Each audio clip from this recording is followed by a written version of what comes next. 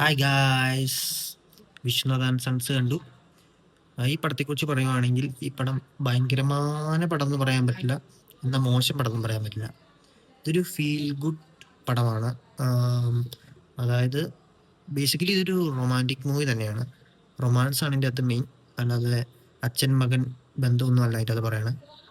പിന്നെ ഇത് ഒരു ഫീൽ ഗുഡ് മൂവി ആയിട്ട് തന്നെ നമുക്ക് കംപ്ലീറ്റ്ലി, അതായത് ഓവർ നെഗറ്റീവ് ഇല്ല, ഓവർ വയലൻസ് ഇല്ല, എല്ലാം ബാലൻസ്ഡ് ആയിട്ട് ഫീൽ ഗുഡ് മൂവീസ് ഒക്കെ ഇഷ്ടപ്പെടുന്നവർക്ക് തീർച്ചയായിട്ടും എൻജോയ് ചെയ്യാൻ പറ്റുന്ന ഒരു പടം തന്നെയാണ്.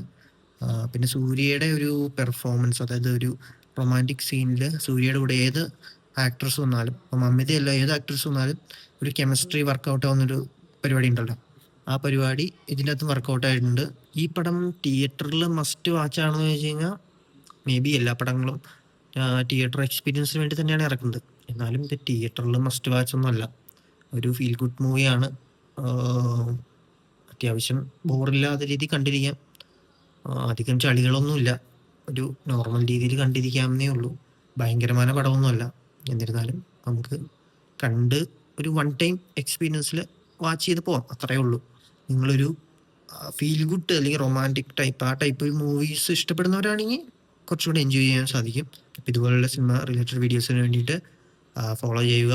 അപ്പോൾ അടുത്ത വീഡിയോ കാണുന്നവരെ ബായ്.